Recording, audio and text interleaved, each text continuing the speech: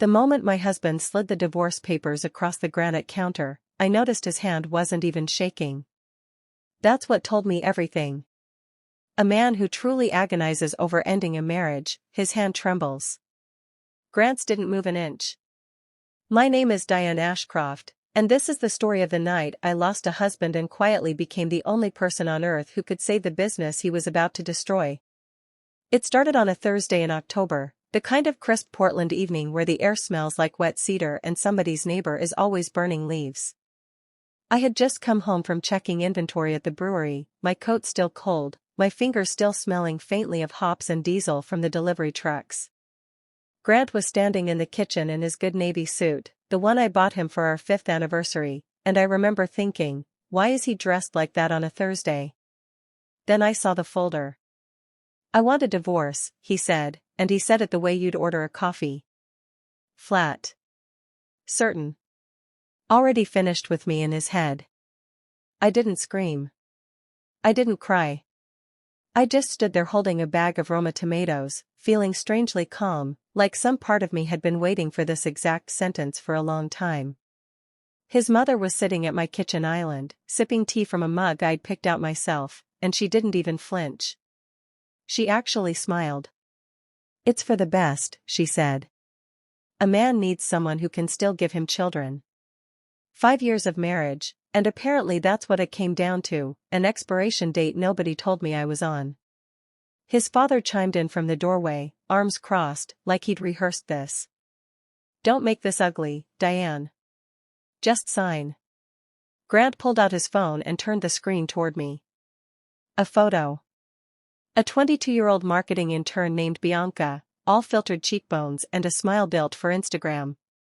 I'm going to marry her, he said, like he was announcing a new product line. Here's the part nobody in that kitchen understood yet. I had been expecting this exact moment for 3 months. Not because I could read minds, but because I could read spreadsheets, and Grant had stopped hiding his tracks a long time ago. I picked up the folder. I read every line. Non-compete clauses. Full buyout of my ownership stake.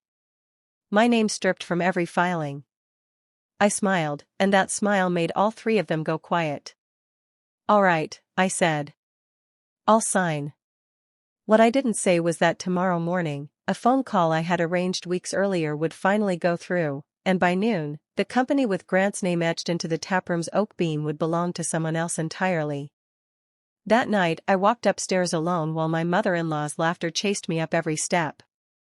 I locked the bedroom door, sat on the edge of the bed we'd chosen together 6 years ago, and opened my phone. 18 unread messages. All from Curtis, our head brewer, the man who'd been with us since the very first fermentation tank. His last text read, Diane, the transfer paperwork is ready whenever you say the word.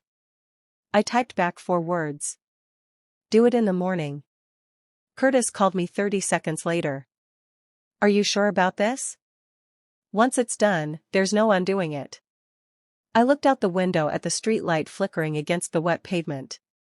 There's nothing left here worth saving the old way, Curtis. Just the parts worth saving the new way. What none of them knew was that 4 years ago, when Grant needed $240,000 to lease the old warehouse and buy his first 2 fermentation tanks, that money didn't come from him. It came from my trust fund, wired directly into an LLC my father's attorney had drafted, an LLC that legally owned the building, the tanks, and the taproom lease. Grant ran the company. I owned the walls around it. He always said paperwork was my job because he was the vision guy. Turns out being the vision guy means nothing when you don't actually own the room you're standing in. Around 11 that night, headlights swept across my bedroom ceiling. A cherry-red convertible pulled into our driveway. Bianca stepped out in 6-inch heels, laughing before she even reached the porch, carrying a garment bag like she already lived there. I watched from the dark window as my mother-in-law hugged her at the door like they'd known each other for years. I saved you dessert, she said. Tomorrow we'll go look at wedding venues. Something in me went very still and very cold, the kind of cold that doesn't hurt anymore because it's already frozen solid. 30 minutes later I went down for water, and all 4 of them froze when they saw me standing in my own kitchen. Bianca pressed herself into Grant's side like I was the intruder in a house I'd paid to build. "Diane," she said sweetly, "I know this is hard, but you can't help who you fall in love with." I looked her dead in the eye. "You're right. Love isn't a crime. But knowingly gutting someone else's family for a bigger allowance definitely makes you cheap." Her smile cracked like thin ice. My mother-in-law slammed her palm on the counter. Grant's jaw tightened. I just turned and walked back upstairs without another word. I slept better that night than I had in over a year. The next morning my father called. He only asked one question. "Are you certain?" "Yes, Dad." He went quiet for a moment, then said, "Then I'm done holding back." For 5 years he had watched Grant's mistakes in silence out of respect for my marriage. That respect had officially expired. An hour later my phone buzzed with a confirmation email from the bank. The transfer of the holding company's ownership was complete, fully executed, fully legal, fully irreversible. Somewhere across town, Grant was still asleep in a hotel room with Bianca, completely unaware that the ground beneath his empire had just been sold out from under him. He wouldn't find out until he walked through the brewery's front doors that afternoon, expecting to be greeted like a king. Instead, the parking lot was almost empty. The usual roar of the canning line was silent. He told me later that the first sign something was wrong was the security guard, a guy named Pete who'd worked the gate for 3 years and always waved him through with a grin. That day, Pete barely nodded. Grant walked into his office and found a manila folder sitting dead center on his desk, red letters stamped across the front. "Property transfer notice." He read it twice before the words made any sense. The building. The tanks. The taproom lease. All of it now belonged to a holding company he had never bothered to actually read the paperwork on, back when he was too busy being the vision guy. He called Curtis into the office, demanding an explanation, and Curtis said the 6 words that haunted Grant for months afterward. "You should have read your own contracts." Then Grant's phone rang. It was Bianca, chirping about a lakefront condo she wanted to put an offer on, needing $25,000 by Friday. A month earlier, $25,000 was pocket change to him. That morning, it felt like a noose. "I'll look into it," he said, and for the first time since they'd met, he hung up on her mid-sentence. 2 hours later Curtis walked back into that office one final time and set an envelope on the desk. His resignation, effective immediately. "I watched Diane drain her own savings to build this place," Curtis said. "And I watched you treat it like it fell out of the sky into your lap.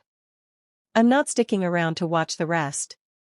Grant sat alone in that office as rain started hitting the windows, and for the first time in years, nobody in the building was there to answer when he shouted for help. 3 weeks later, the brewery reopened under a new name, Ashcroft Ferment Works, with Curtis running production and my father quietly backing the relaunch. Grant, meanwhile, discovered that Bianca's affection had an expiration date too, one that happened to line up almost exactly with his bank balance.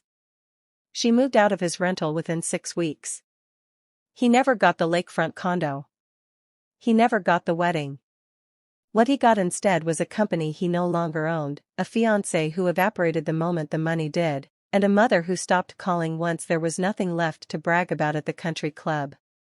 I heard through mutual friends that he now works sales for a competitor's distribution company, the same competitor whose contracts I quietly signed the week after the transfer went through. Sometimes karma doesn't need a courtroom or a shouting match. Sometimes it just needs patience, paperwork, and a woman everyone underestimated for far too long. Life has a strange way of settling the real accounts, not with drama, but with quiet, undeniable arithmetic. The people who take you for granted rarely notice how much of their world was actually built on your back, until the day you simply stop holding it up. What would you have done in my place? And tell me, where are you watching from tonight? Let's keep this journey going.